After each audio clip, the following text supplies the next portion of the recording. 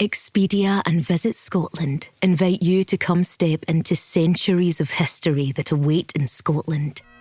Castles steeped in legend walk along cobblestone streets.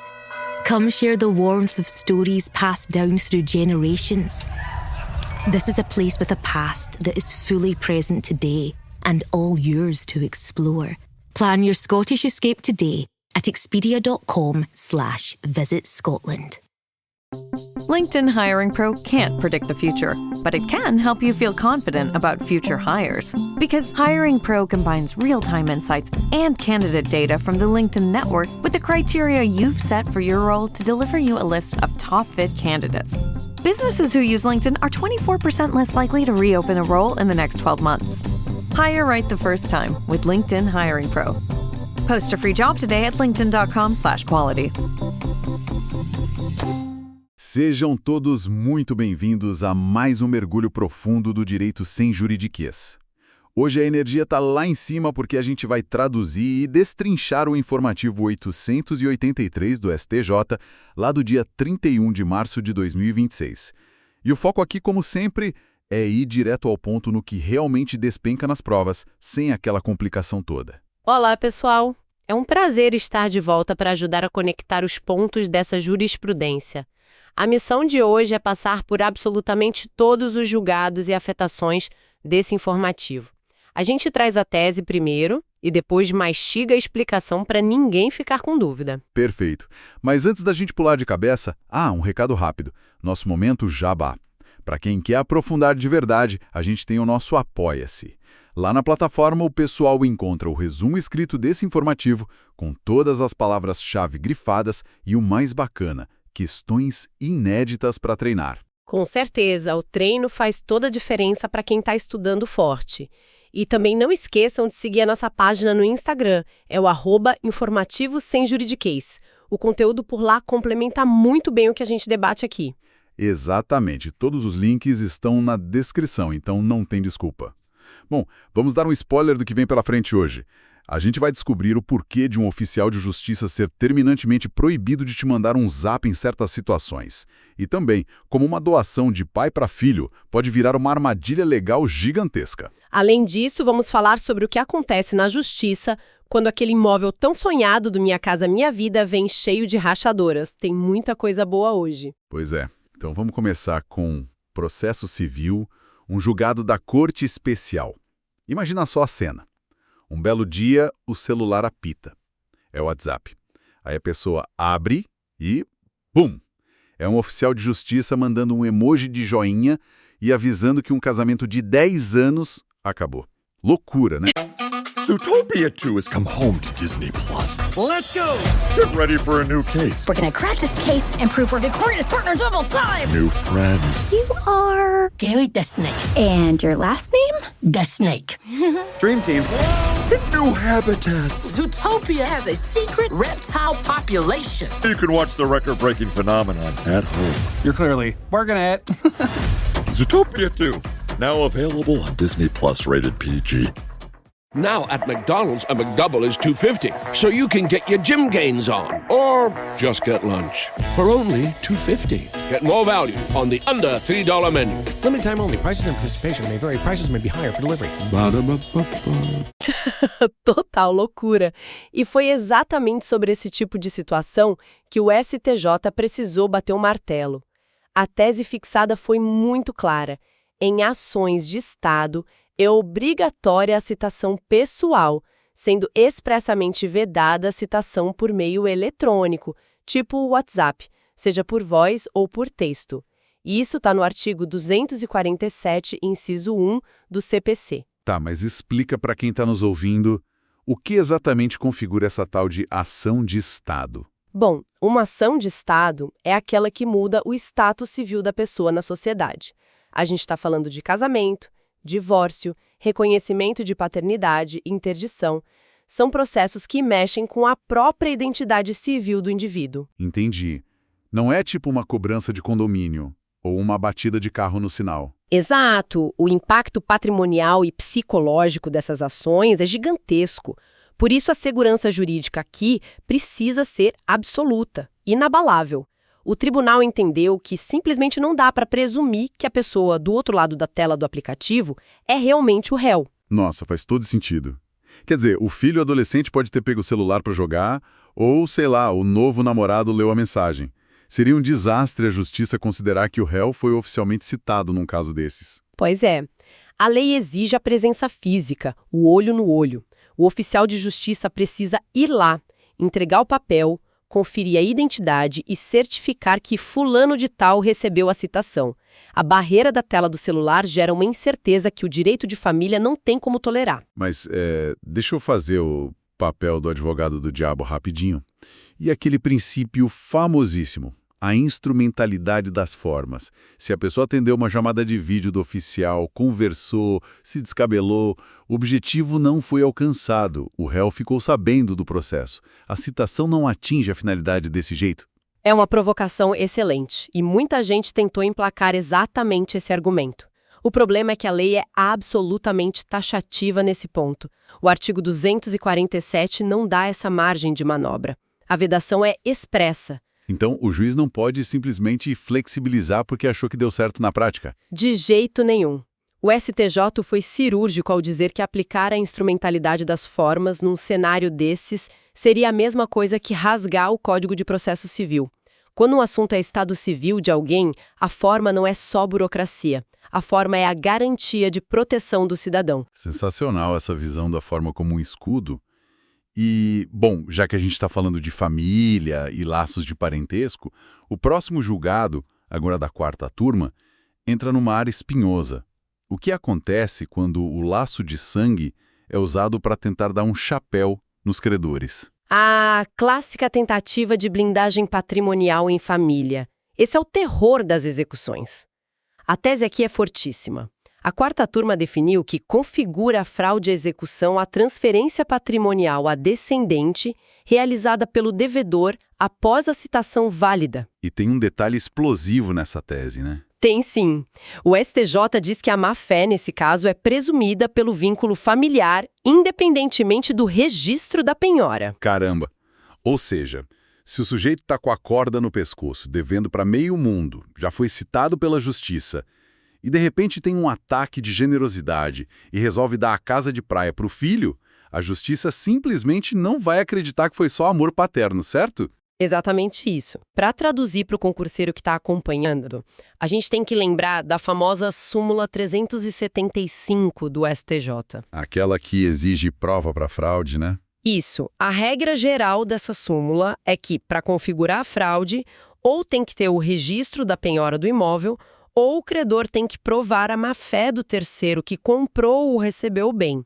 Só que o STJ acabou de relativizar essa súmula quando envolve descendentes. Peraí, então antes o credor, que é um estranho para a família, precisaria suar a camisa para provar que o filho sabia da dívida do pai na hora de ganhar a casa de praia?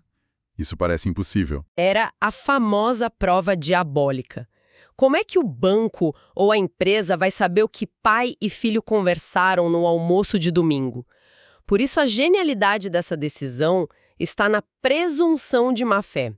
O STJ entende que a convivência íntima e o vínculo de consanguinidade fazem presumir que o filho ou o neto sabia muito bem que o pai estava quebrado. Aí o jogo vira totalmente. O ônus da prova inverte. Inverte com força. O credor só precisa mostrar que a doação ocorreu depois da citação e apontar a certidão de nascimento. Quem vai ter que provar por milagre que não sabia de nada é o filho que recebeu a casa. O STJ deu um recado claro de que não vai fechar os olhos para esse tipo de malandragem. Olha, belíssimo recado. E aproveitando o gancho de repassar imóveis, vamos sair das casas de praia dos devedores espertinhos e entrar na tão sonhada casa própria da população. Um julgado importantíssimo da quarta turma sobre o programa Minha Casa Minha Vida, misturando direito civil e consumidor. Esse caso é riquíssimo para provas porque ele consolida 3 pontos fundamentais. A tese principal diz que a construtora e a Caixa Econômica Federal respondem solidariamente por vícios de construção no programa Minha Casa Minha Vida. E os outros 2 pontos? O STJ também definiu que não é necessário esgotar a via administrativa para ir à justiça. E, por fim, que cabe indenização por dano moral em caso de defeitos que comprometam a habitação. São 3 teses de ouro numa decisão só. Vamos destrinchar isso. O cenário clássico. A pessoa financia, entra na casa nova e 6 meses depois, a parede racha, a infiltração destrói o teto. É um pesadelo. A Caixa tentou dizer que a culpa era só da construtora. É tipo comprar um lanche estragado e a matriz da franquia tentar jogar a culpa só no dono da lanchonete da esquina. Uma analogia perfeita. A Caixa financiou o projeto, organizou as diretrizes do programa, colocou a marca dela ali. Ela não atua como um banco comum que só empresta o dinheiro e some. Ela faz parte da cadeia de consumo. Por isso, a solidariedade. O morador pode processar a construtora, a Caixa ou as duas juntas. Excelente.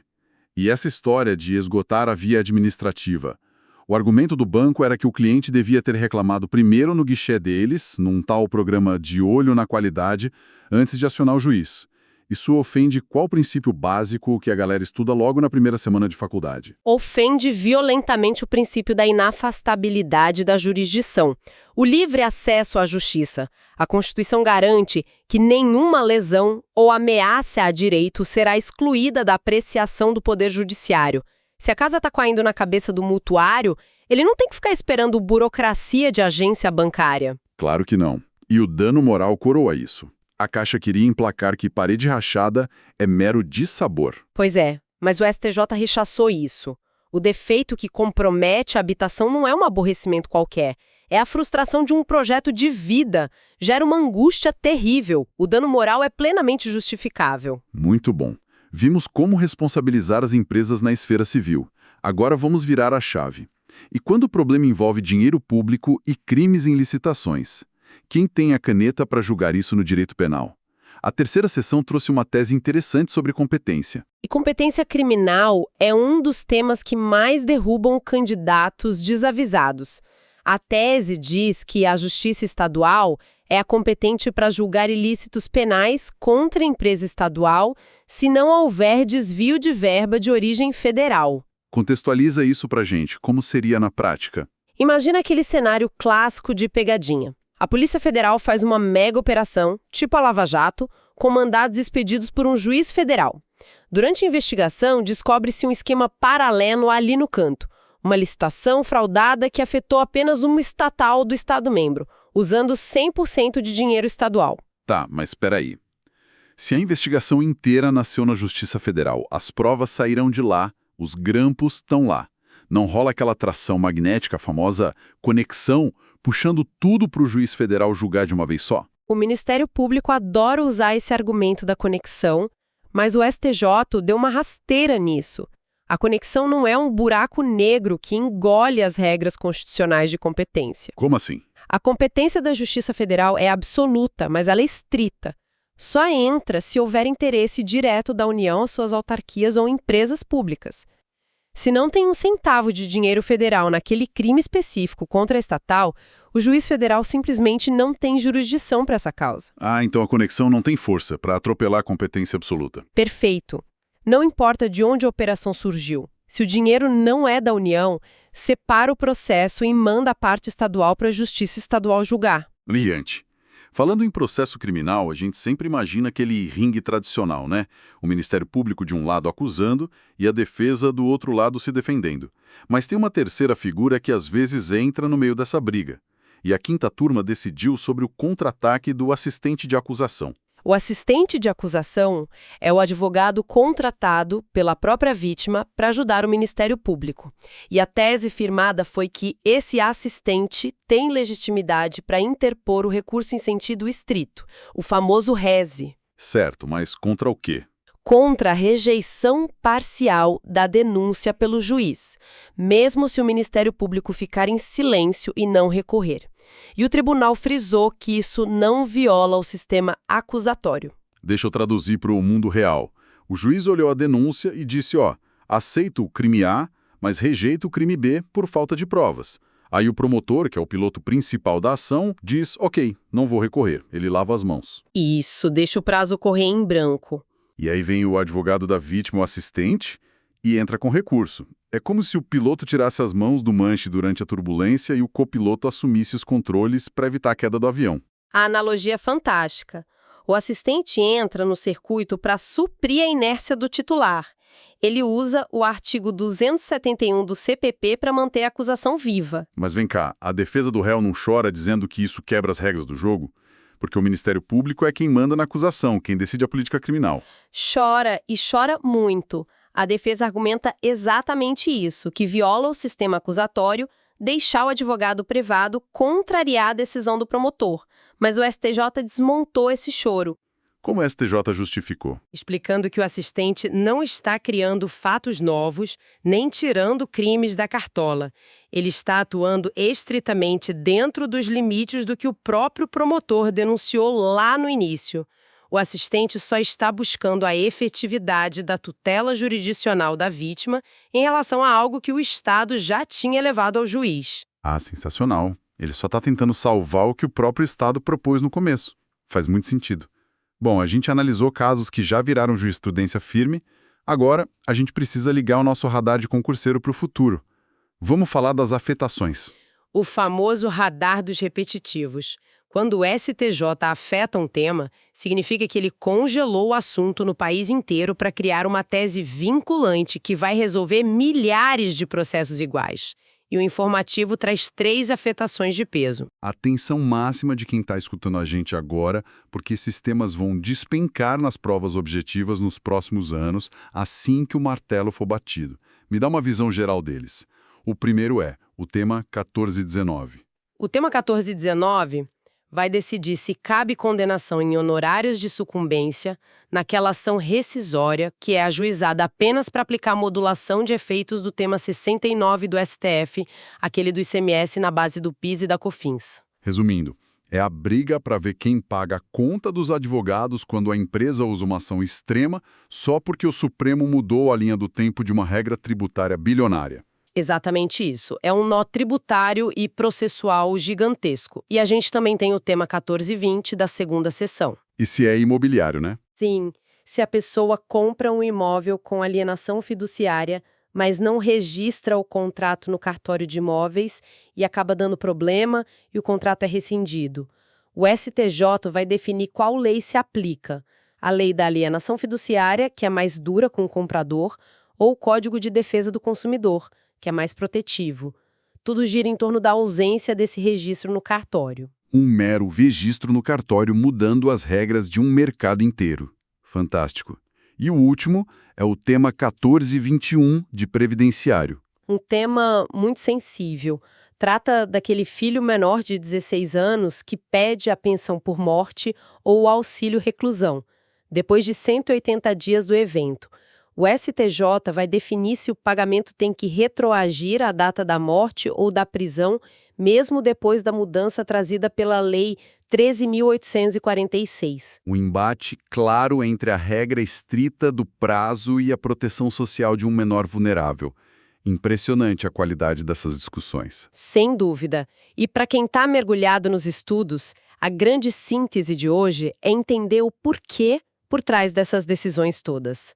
Quando a gente entende que o STJ quer proteger a segurança da família na citação pelo WhatsApp, que quer punir a má-fé descarada na execução ou garantir acesso rápido à justiça no direito à moradia, tudo fica mais claro. Com certeza. É o verdadeiro segredo para não precisar ficar decorando o texto de lei feito um robô. Entender a lógica por trás salva pontos preciosos. E torna o estudo do direito muito mais prazeroso, né? Demais. E para fechar o nosso mergulho de hoje, eu queria deixar um pensamento, uma provocação para todo mundo que está acompanhando a gente. Nós vimos aqui no comecinho que a citação por WhatsApp foi derrubada, para proteger o estado civil da pessoa. O STJ exigiu aquela formalidade física. Tomorrow morning is knocking. Stock your fridge now. How about a creamy mocha frappuccino drink? Or a sweet vanilla? Smooth caramel maybe? Or a white chocolate mocha? Whichever you choose, delicious coffee awaits. Find Starbucks Frappuccino drinks wherever you buy your groceries. This spring, Uber Eats has you covered. Whether you're celebrating mom, dad, or your favorite grad, not all of us are great planners, and with the Uber Eats gift hub, you don't have to be. Send flowers, perfume, champagne, or just their favorite meal straight to their door. Gifts arrive in as little as 25 minutes, and you can add a personalized video message for that additional so-not-last-minute touch. So this spring, get a leg up on gift giving with Uber Eats. Last-minute gifts that land every time. Must be 21 or older to purchase alcohol. Product availability varies per region. See app for details. O papel oficial, o aperto de mão, digamos assim. Isso, mas a reflexão é a seguinte.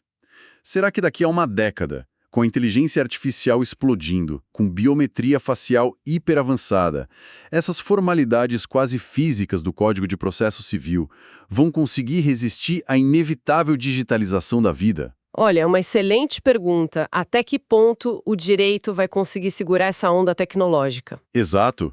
Fica a reflexão para os próximos anos e para as próximas reformas legislativas. Bom, pessoal, muito obrigado pela companhia em mais uma análise do nosso Direito Sem Juridiquês. Foi excelente. Continuem firmes nos estudos e lembrem de conferir o material de apoio. Isso aí. Lembrem de acessar os links do Apoia-se na descrição para garantir o resumo completo e as questões para treinar. Um grande abraço, bons estudos e até a próxima análise sem juridiquês.